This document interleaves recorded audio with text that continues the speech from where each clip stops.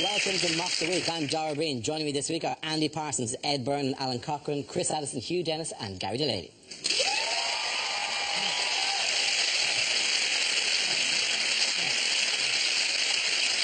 We start with a round called Headliners. Here's a picture of Labour's two Eds, Miliband and Balls. But what does MFIB stand for? Is it Miliband Fundle's Invisible Buttocks? Is Miliband so dull that the headline is in fact Massive Flag in Background? Is it Martian Freak Invades Britain? Is he apologising to Young Labour for their poll ratings, saying, my fault, innit, bruv? Is it just simply MFI bollocks? Why would they use that picture to randomly take on MFI? Two wooden characters. We're just going to go with ones that have nothing to do with the picture. Why can't we just say, my fanny is burning? It's a sentence that goes with MFIB. By the look of the flag, he's trying to knock some sense into a BNP rally. Is he saying, Mo Farah is black? Mo Farah is British. I can understand him trying to convince him of that, but surely he doesn't have to convince even the BNP that Mo Farah is black. They are in serious denial. I mean, this is very difficult for them. White man went very well in the 5,000 people. What are you talking about? Or is it just quite simple? Is it man focuses in background? Is he trying to appeal to, is he trying to show himself to be a bit more down to earth? And he's going, Mallorca, Ballarat, Oi Beaver, brilliant. Mowgli's friend is Baloo. Is it Martin Freeman is Bilbo? No, it's not. The end answer Miliband. So Miliband something battle. Miliband fears irritating battle. No. Bowel. Irritable bowel. Bowel. I think it's Miliband fights image battle. Very good. Thank you very much, Hugh Dennis.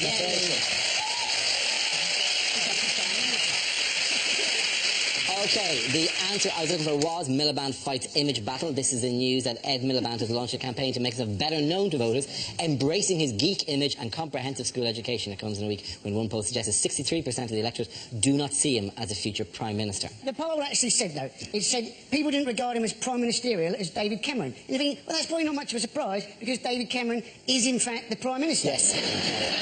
We need to be a bit careful throwing stones about Ed Miliband appearing like a bit of a dork. If there are 7 men on television who don't need to be throwing stones in this particular glass house, it's this 7-man up you to the survival of the fittest theory, right? This is not the pot calling the kettle black. This is the kettle calling another kettle a kettle. To be fair, only one of us does a programme about maths. Yes. What policies have Labour touted at the conference this week? He's promised more help for first-time buyers, and my parents helped me buy my first flat, and I can't thank them enough, it turns out.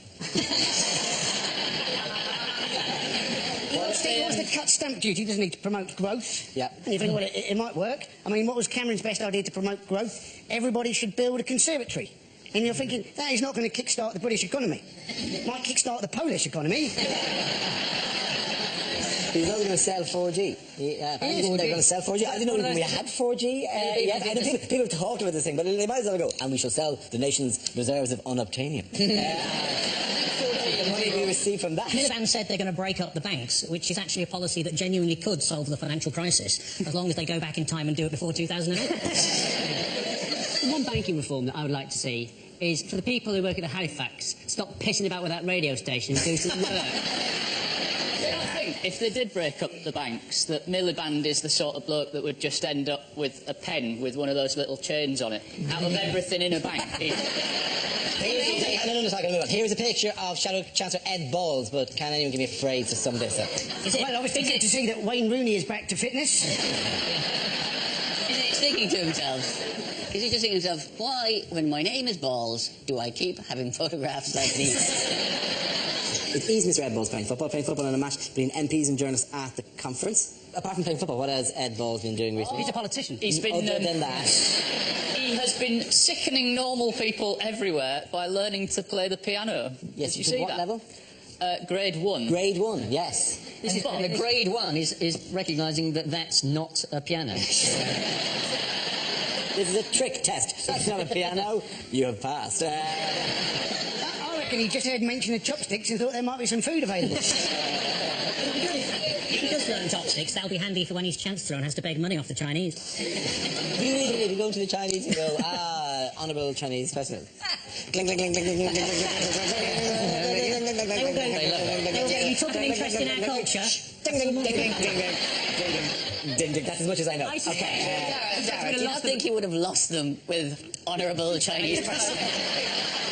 Opening with that. I don't know the diplomatic corps. What do you say? It'd be like arriving in the Congo on a diplomatic mission with a crate of umbongo. I believe you enjoy this beverage. We're told this is all you drink here. Here in the Congo, which has been renamed for how long? Well, it's now called the Democratic Republic of Umbongo. But who's he doing the test with? Lots of 5-year-old, 6-year-old children. 6-year-old children. 6-year-old child, Ed Balls. 6-year-old child, 6-year-old child. Which is as a 6-year-old child, you'd be thinking, you've been told, as you wait in that room, if you fail this, you're coming back again. And then a 45-year-old man... 6-year-old is thinking, oh my God, this is They take this shit seriously. Please let me go. Please don't make me do the exam again. I do, in a way, think it's commendable that he's done it and it's good for him to have a release, but I also think it's a really bad thing for a busy politician to do in a sort of connecting with the people way, because people that have got normal jobs are then going, well, I haven't got time to learn the fucking piano. How have you got time? He could really do what Cameron does and just get pissed and lose his kids and stuff like that. And then people are like, oh yeah, he's one of mine. In other news, what did David Cameron do recently that no other serving British Prime Minister has ever done? Samantha Cameron. Yeah. He also went on Letterman in the States, didn't he? Letterman was trying to trip him up by asking about British history, which is tricky because we've got a lot more of it than they have. Right? And, you know, American history exams are really easy. They just have questions like, on what date was September the 11th? He did do all right, but he didn't know what Magna Carta meant, when in fact what he should have said, obviously, is what Magna Carta means is that we had civilised democratic government some 200 years before your country was discovered.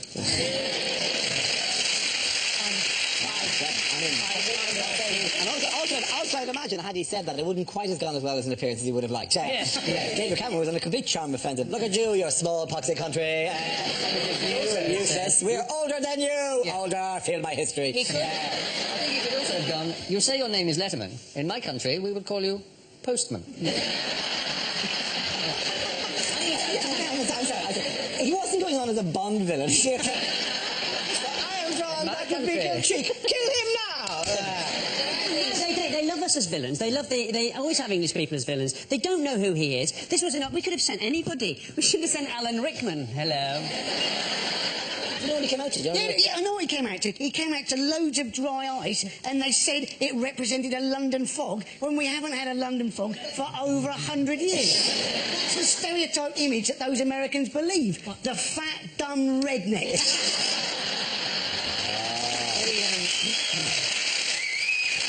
The closest we've currently got to a London fog is Boris Johnson at the moment.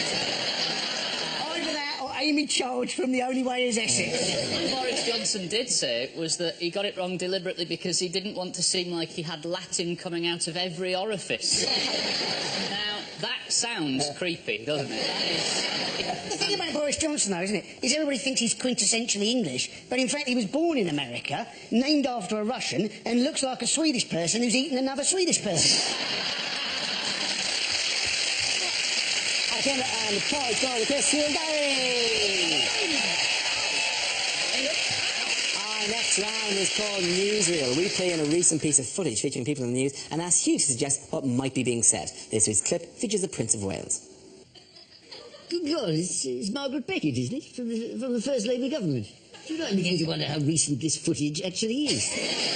Oh, only a train in a box. That's odd. Mummy normally gives me a Twix and a lump of organic cheese. Still, never mind. Stick that on eBay. So this son will be your driver, Dave. Hello, Dave. I love you. So you drive this, do you? Yes, I bet you've got a tale or two to tell. Yeah, well, actually, it has been hairy a couple of times. I bet it has. Yes. Do you know, I quite fancy doing your job. Yes, and I quite fancy doing your job. Well, it's not going to fucking happen, is it?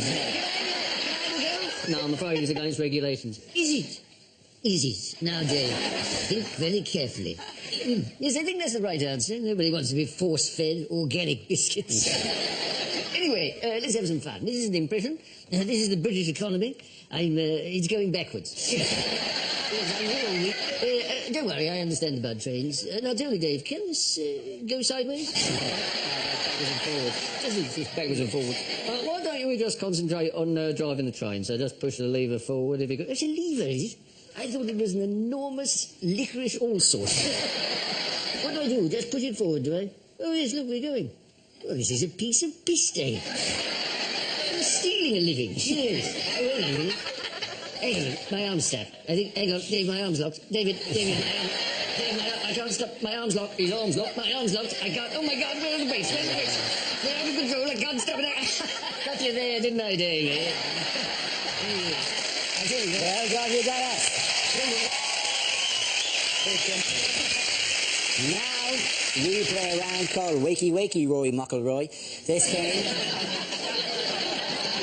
involves Ed and Gary, so if you could make your way to the performance area, please. This round is a stand-up challenge I launched at We Live News, and whoever chooses to stop, one of our performers must step forward and talk about that subject. The winner is, however, I think is the funniest. Okay, here we go. Let's have the first topic, please. The first subject is parenting. I'll take this. We have 2 children in our house. 2 boys. One is 4 months old and the other is 21 months old. Yeah. We didn't want there to be too big a gap, so my wife had them both by cesarean.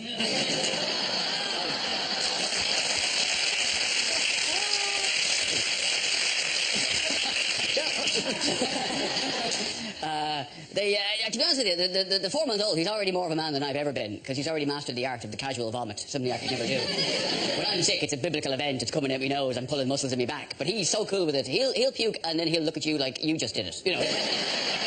What's this? That was you? Don't think so, doesn't sound like it. It's amazing the pressure that can build up inside a small child. He's got the puke flies out, and the piss flies out, and the shit. Honestly, if I was to feed him creosote instead of milk, I could do me fence with him. The thing we've been careful about, though, is even though I have 2 boys, I didn't name either of them after me, because I didn't want to have that big Ed, little Ed thing. Because when you call one of your sons Little Ed, it just sounds too much like you're talking about your cock. Oh, Little Ed's been misbehaving. It just seems a bit... Honey, will you just hold Little Ed? Just hold Little Ed for just a minute. Hold Little Ed. Oh, Little Ed's been sick on you. Thank you very much, that's right. Okay, that leaves us with Gary. Let's see what you've been left with. Okay, let's spin that bit. The topic is celebrity. Celebrity. They've started a celebrity magazine for the elderly. It's called Hello, Hello, Hello. Uri Geller, surprisingly hard to stab.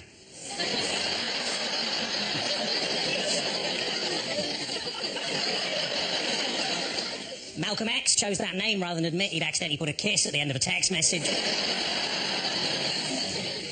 I went to see Walt Disney on Ice. Bit disappointing, it's just an old bloke in a freezer.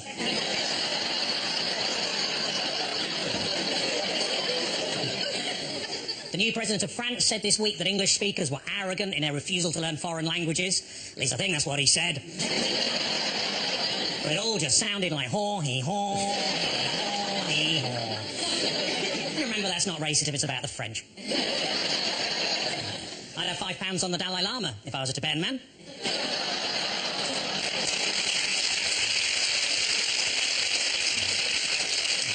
When they buried the man who invented Tetris, the whole cemetery disappeared.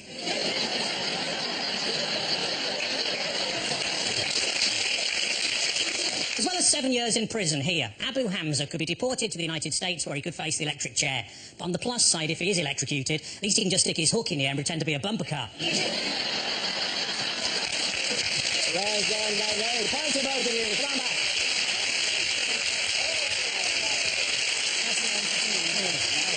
Next Next round is called If This Is the Answer, What Is the Question? On the board are 6 categories. Gary, which category would you like? I would like sport, please. Okay, the category is sport.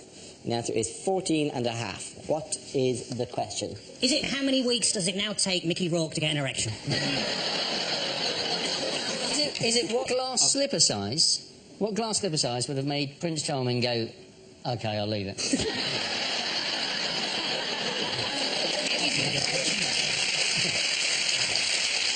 Is it how many pubes do the band One Direction have? Is it how many months does Wayne Rooney think there are in a year? Is it how many shades of grey are there really? How many minutes did it take to write Gangnam Style? Is it how many pints? What about this? How many pints would the 7 dwarves get through if Snow White was there and all of them were driving? Get that, eh? Get the maths of that. I don't get it. I don't get it. 2 pints each to be under the limit, plus a half for the lady, you know. Is it how far into Jamie Oliver's 15-minute meals did I realise I didn't have the right ingredients?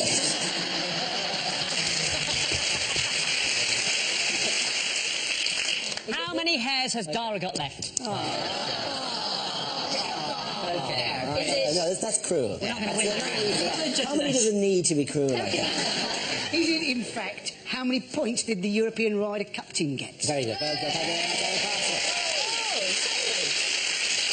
Yes, and the question I was looking for was, what was Europe's winning score in the Ryder Cup? This is news that Europe's golfers retained the Ryder Cup after producing a stunning comeback in a tense and exciting final day in Chicago. After trailing the United States 10-6 after 2 days' play, they produced an outstanding performance to win by 14.5 points to the United States' 13.5 points. Did you watch it? Yeah, it's brilliant, wasn't it? I mean, the course was all set up, of course, for the Americans. They had very long fairways for their big hitters, not too much rough, so as they play their iron shots, and very few female spectators to distract Tiger Woods. Tiger Woods, of course, who lost the foursomes, which came as a surprise because he'd had so much practice. I've never seen such a thrilling game of golf, and I didn't see this one either. Do you love the American names, though? Because that's what I like most about it. Their captain is called Davis Love III. And I think that is a great name, but do I need to know that? That you love the third? I mean, I love the 18th, but don't go on about it. I'd like Dara to say it, though. Oh, Davis Love III. Oh, Yeah, I know you wanted me to say. sport. You wanted me to say deterred, Yeah. and then we're dancing with a pig under my arm. Yeah. It's exactly what I want. By the way, the Americans were 10-6 up, which is till then historically unassailable, practically away from home. But they had a rousing speech on the night before. George From who? Bush. George W. Bush. George W. Bush. On the Saturday night, when it looked like the fight was won, George W. Bush came along and said the fight was won, and then the next day the fight was lost. How unlike George W. Bush to say the fight has been won, and then it turns out it's not. The US team can count themselves lucky they're not still on the course in bunkers doing that with mortars flying over their heads. Yeah, Bush walks out and goes, mission accomplished. Yeah. Cut to 2 years later. Well, we hope to get our golfers out of the course some stage soon. We want to bring them back for Christmas. That's what we're hoping. Who needed a police car to take him to the first tee? Rory McIlroy. Ah, very good. Yes, you're absolutely right. His excuse was that the coverage on the telly was timed as being an hour on Eastern time, when in fact he was in Illinois. So it was an hour. There was an hour's difference. But the fact is, he was still watching the Ryder's Cup on the telly. He was still there, going, "Oh, what's on? Golf. I love golf. That's the Where are these people up to? People standing around looking at the watches. What's he playing him today? Rory, when this guy turns up, is he going to be? Wow. Ding! Penny drop. Here's a picture of the European team celebrating their win. Can you sum this up with a phrase or a caption? Yep, what a load of swingers. This is what's happening in the 1970s right now. You're twisting again, you know, like we did last summer. Is this Marks and Spencer's launches its new looks like a dick range? Yeah. This year's lineup for Strictly looks a bit shit. Gangnam Style! It's a version of Gangnam Style. It's in fact Gingham Style. You think they look happy? You should see the bloke in the jacket shop. I sold them! I sold them! Somewhere there's a branch of Garfunkels with no tablecloths.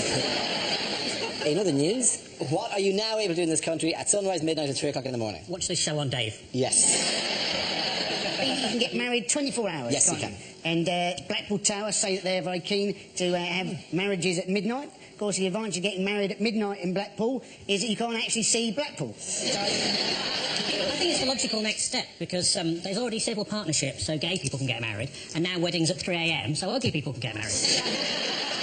The Home Office have said about this 24-hour wedding thing is that it means that they've increased the amount of choice people can have from planning their weddings.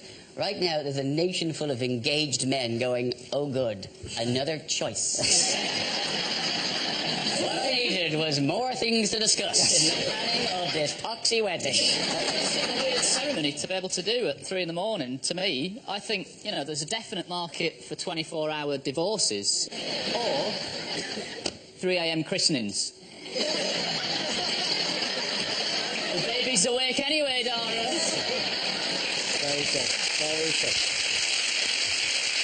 You don't really think of it as a christening. I didn't think of it as a christening, more the wake we held for our sex life. First, you don't have to get married in church anymore. Then you get married at night. Who is this benefiting? vampires. Yeah. Oh my God, that's exactly. It's just going to be a load of Twilight-themed weddings. Oh, shite. Oh, it's going to be. At the end of that round, the pub's going to Abigail and Andy. Now we come to scenes we'd like to see, so if everyone can make their way over to the performance area. I'll read out this week's topics, and then we'll see what our panelists can come up with. Okay, here we go. The first subject is unlikely things for a sports commentator to say. They think it's all over, but Wayne Rooney is telling his hair surgeons that they've missed a bit. So just 2 laps to go, and then these dancers from Stringfellows will be heading home for the night. Tragedy strikes the Winter Olympics as the ski jumping is accidentally held next to a clay pigeon shoot. And that's a 200-yard drive. Colin Montgomery there, too lazy to walk to get the paper. Well, with 200 metres to go, he is on the shoulder of the Ethiopian. I don't know if it's legal for him to be there. Let's slow him down a bit. Lewis Hamilton still leads, but there's trouble up ahead as Dick Dastardly and Muttley are digging a hole under turn 17. She can see the line now. She can see the line. She's definitely pregnant. Welcome back to the women's shot put. Here's the Lithuanian. My, what a pretty little thing. Well, let's go to Epsom for the 2:30. There are 16 runners. Everyone else is riding a horse. What a race this is going to be. And after Andy Murray's recent appearance on television's Mock the Week, on to centre court we see the lolloping frame of Dara O'Brien. And that's an incredible right hook there from Abu Hamza. So, Boris Johnson, are you enjoying the Olympics? Oh, I'm terribly sorry. Claire Balding, are you enjoying the Olympics? And there was some confusion earlier on centre court when Andy Murray thought he'd signed one of those giant novelty tennis balls, and it turned out to be a fat kid's face with jaundice. And the England team sticking with the classic 4-4-2 formation. This really is the most organised orgy I've ever seen. And Serena Williams remains unseeded for a second year. I can't help thinking that a bit of lippy and a push-up bra... Okay, the next topic is bad things to say at a job interview. What do I think of nepotism? That's a good question, Dad. Yeah, I served for 10 years in Afghanistan. I was in the Taliban.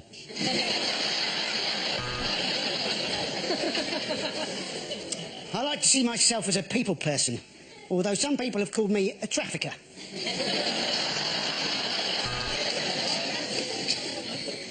So I'm just checking. You definitely don't do a CRB check.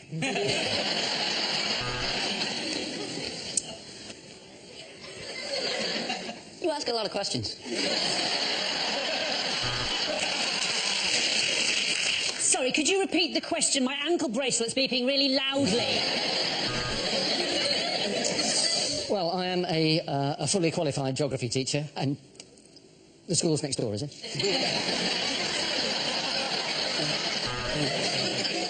If it were to take you on as an accountant, how do you think you'd cope with all the extra fanny you'd be getting?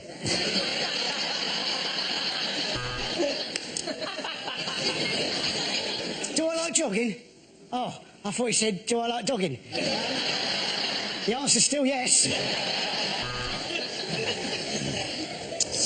You've demonstrated a bad attitude, an inability to listen, and a complete lack of interest in others. Welcome to Ryanair's customer service team.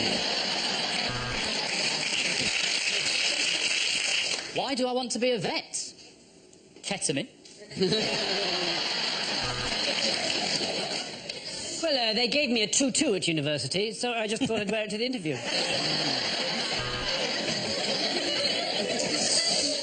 I'd say my 3 strongest points are attention to detail, a determination to see things through, yada, yada, yada. Yes, I think I would be the perfect candidate today to make the platform announcement.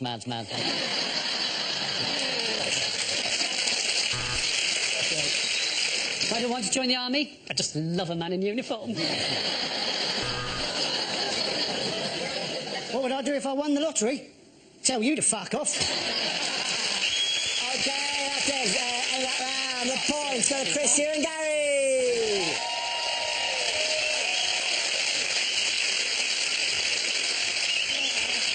And that's the end of the show. This week's winners are Chris Allison, Hugh Jarvis and Gary Delaney. Commiserations to Andy Parsons, Ed Byrne and Alan Cotton. Thanks for watching. I'm Gary Breen. Good night. Join Stephen Fry for QI tomorrow night at 10 here on BBC Two, and it's people whose names start with J. Next, it's Newsnight.